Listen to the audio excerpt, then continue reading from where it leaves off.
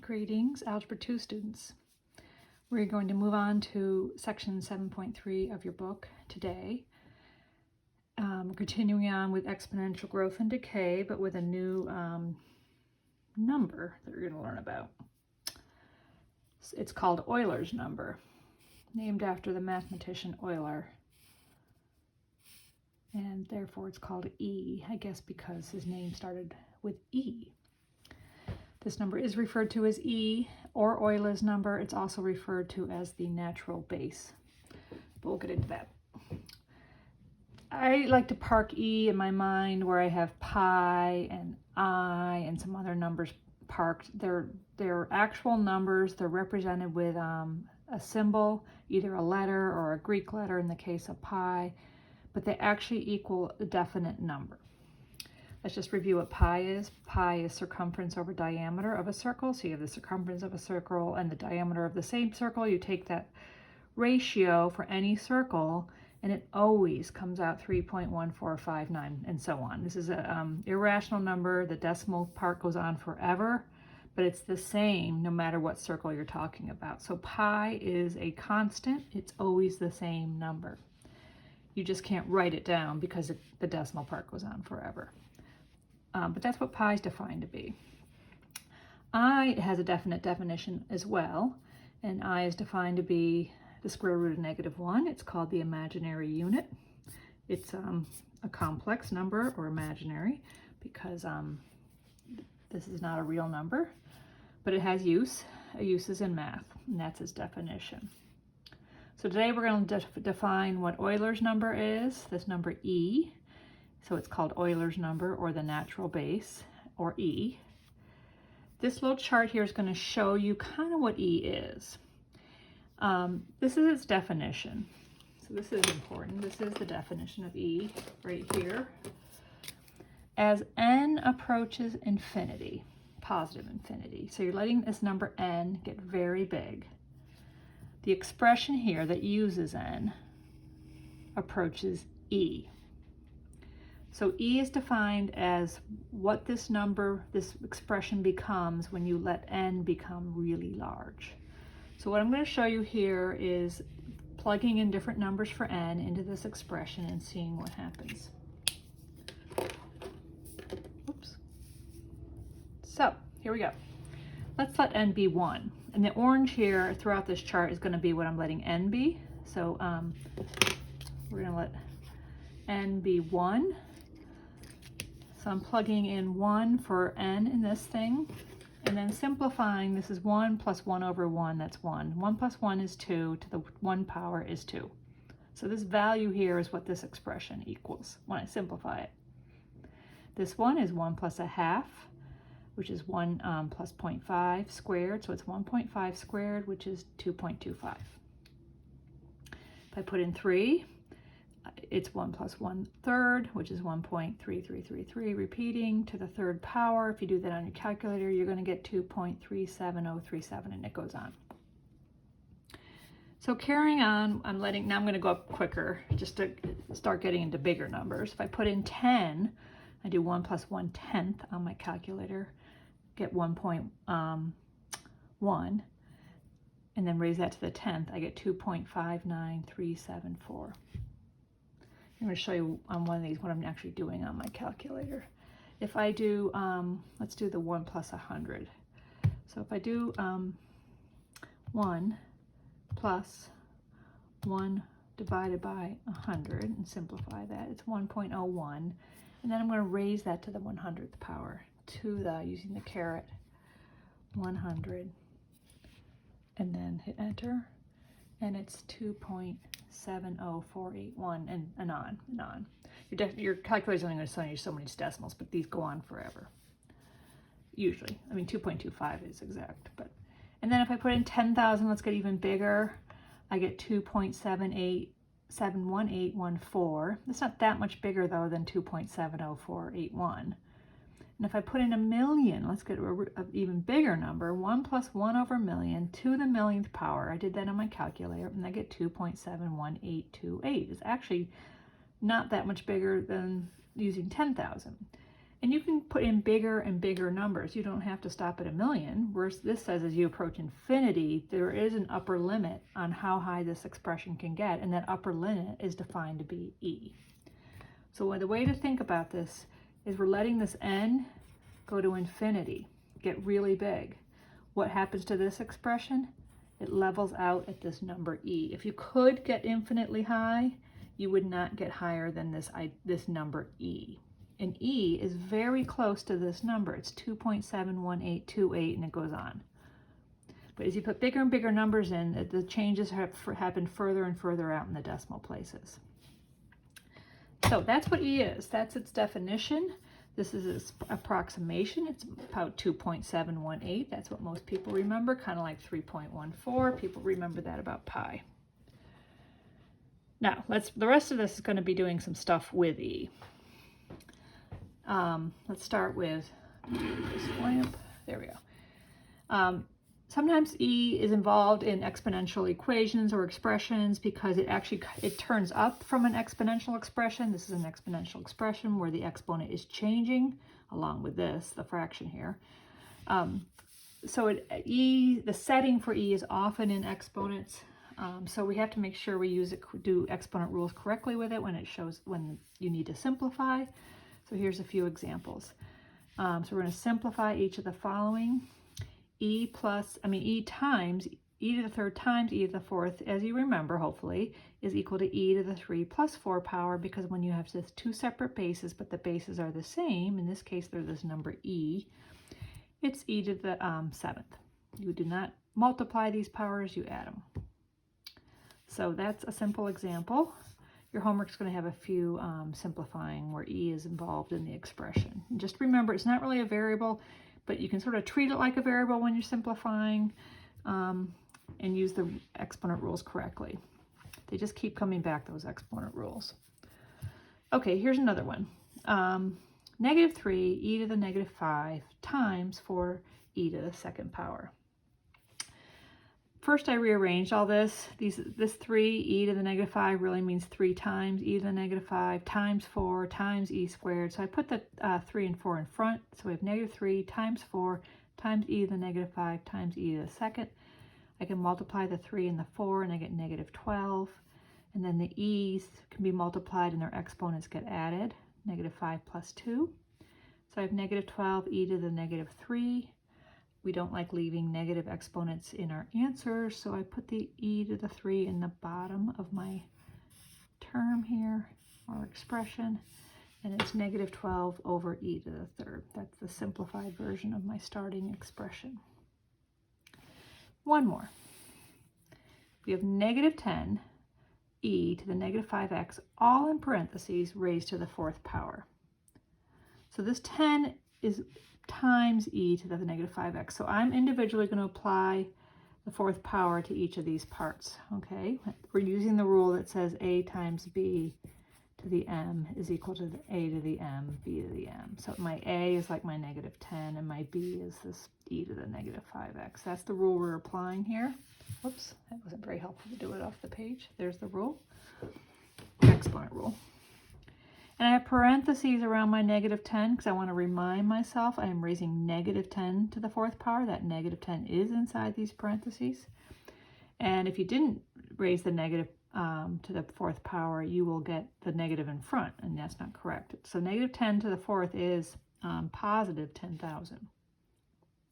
And then e to the negative 5x to the fourth, this is when you multiply the exponents. This is e to the negative 20x. But I don't want to, this looks negative. If x was negative, this is a positive exponent, but we don't know. So I'm just going to move it into the bottom and say this is 10,000 over e to the 20x, and that's my answer. Okay. Now, this next little section is just showing you where to find e on your calculator. If you needed a decimal approximation for a power of e, which you will need when you graph these, you need to know how to do e to the third on your calculator. So let me show you. There's two places e is. One of them is right here. It's above the division key. On mine, it's probably, if you have a TI 84 or 83, it's probably there. So there's that blue e. You get to that by hitting second. Whoops, I need to turn this on. by hitting second function and that key, and if I hit enter, it's going to give me e, the approximation for e, which we said is here. But that doesn't give me e to a power. To do an e to the power, you have to go over this key that says ln, and you're going to learn in the next section of the book when we get there that ln really means natural log, and it's related to e. You'll see why soon. I know you're dying to find out. Go ahead and read ahead. Anyway, here we go. So I put second function and I hit this ln key, which now I'm going to pull up e to the x, and it gives me the base as e, and it's expecting me to put the exponent in. I'm going to put in 3, and then I'm going to hit enter, and it's going to tell me 20.0855 and so on. So I approximated that as 20.086. Okay, and that makes sense. It's 2.7 something to the third power, so it should be bigger than 2. Not huge, but that's about right. And I believe that answer.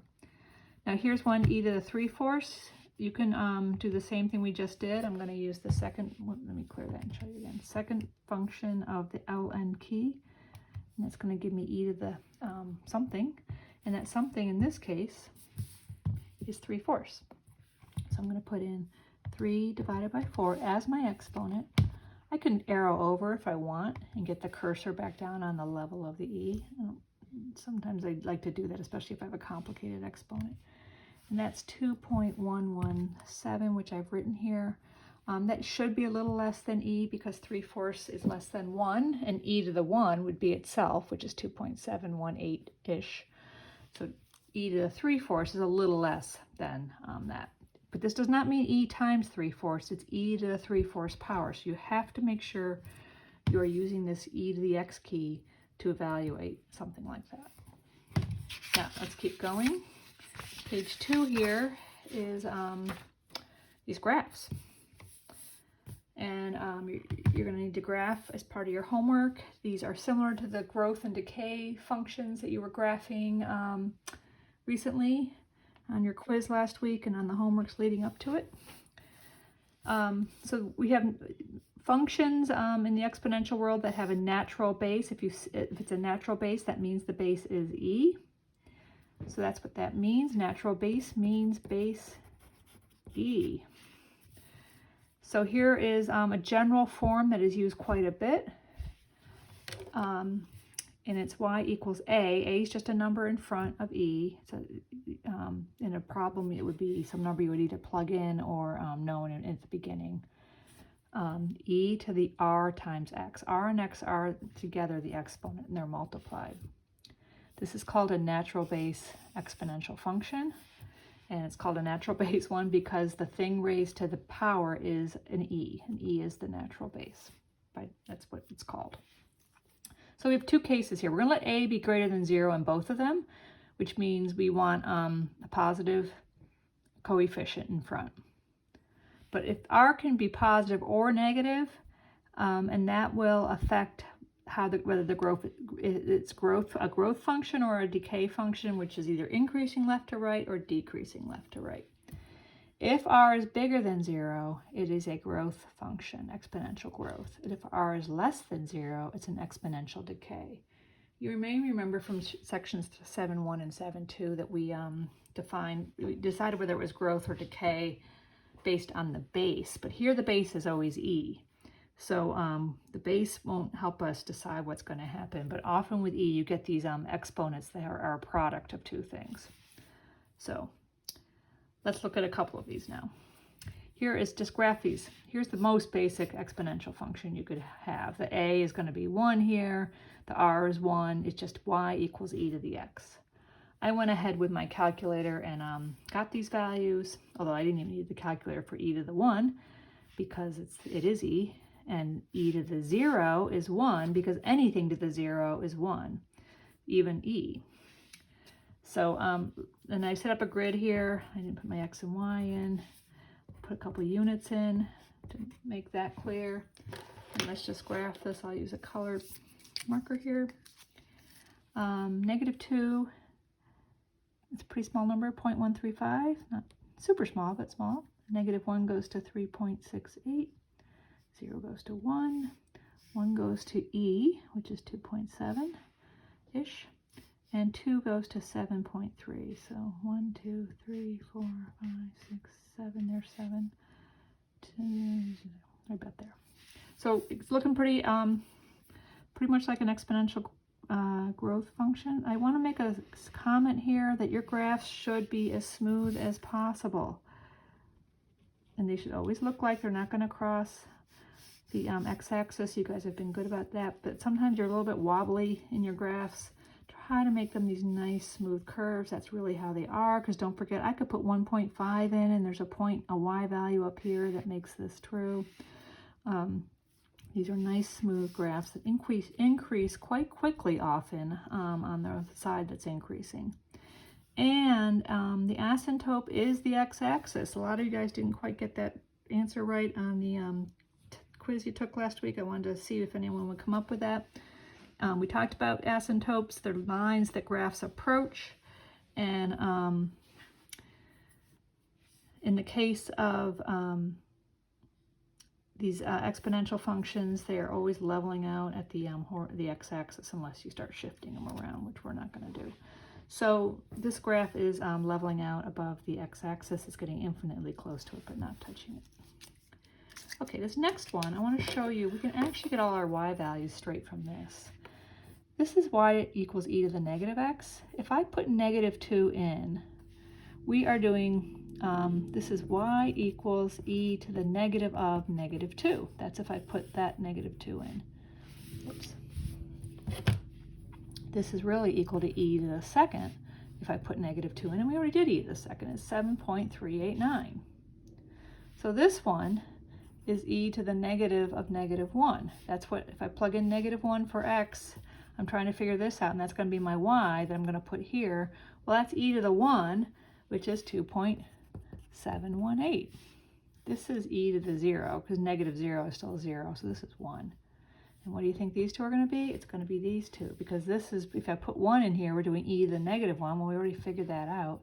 It's 0.368. Sorry, this is this, because the 1 here is like the e to the -1 over here. And then if I put 2 in, this is e to the -2. We already figured out that it's 0.135. So I am going to, I forgot to draw my axes here. I'm going to draw my axis. This is a really nifty ruler. It was my grandfather's. Grandfather, who was born in 1898, believe it or not. Wesley Steele. This is his ruler. He was an engineer. Actually did accounting too. Okay, there we go. 1, 2, 1, 2. This one's going to look a lot like this one. It's just instead of going up, it's going down. So we have -2, 7, 1, 2, 3, 4, 5, 6, 7. Whoops, I already lost track. 1, 2, 3, 4, 5, 6, 7. It's about there. 7.3, a little lower. -1 goes here. We have 0, 1, 1, 3 point something, 2, 0.135, not 3 point something, 0.36.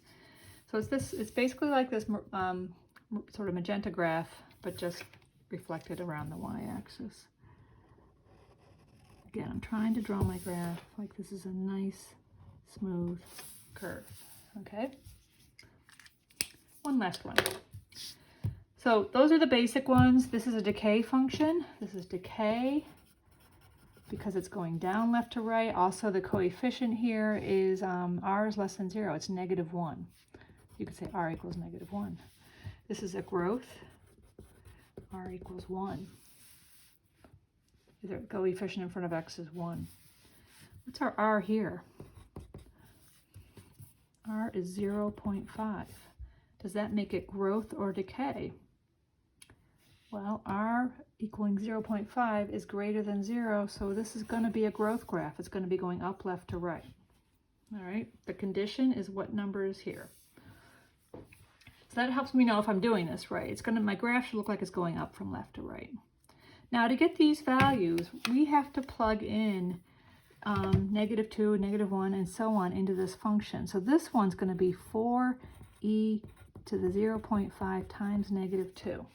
That's what's going to go here. I could do that on my calculator, right? Oops, on. So we're going to do 4 times, we're going to do our second function, e to the whatever, and it's going to be 0.5 times -2. And here's my -2, -2. And I'm going to move that down and hit enter. And I get 1.471-ish. And I'm going to put that here, 1.471. So I'm going to go through and do that for each one. I'm going to save time. I did these in advance, so I'm going to write them in here. This one comes out 2.43. You can put it in your calculator and see if you get that. You're going to put in -1 for x and carefully plug it in.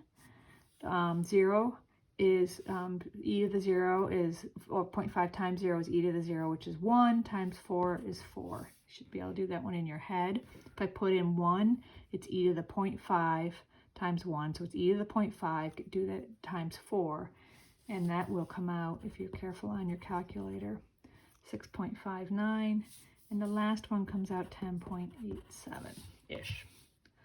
So since this is 10, I'm going to make my axis just a line lower here, and we'll go up in the middle here. That's my y-axis, this is my x. 1, 2, 1, 2. Oh, this video's getting long. Okay, so then we're going to plot these real quick. 0, 4 is way up here. -1, 2.43 is about here. -2, 1.4 is about here. 1, 6.59 is 1, 2, 3, 4, 5, 6. That's about in the middle there. And 2, 10.87 is about here. Doing these in pencil because I'm running low on time, but I like putting my graphs having color. So this looks like this. It's not going to start leveling out to over here, but I'm still going to make it, I know it's going to level out. So I don't want it to look like it's going to zoom across my x-axis. It's going to have to look like it's curving into, above your x-axis, not turning back up, just kind of coming in like it's just going to keep creeping down to the x-axis. So that's it. Your homework is on the email you got. Thanks.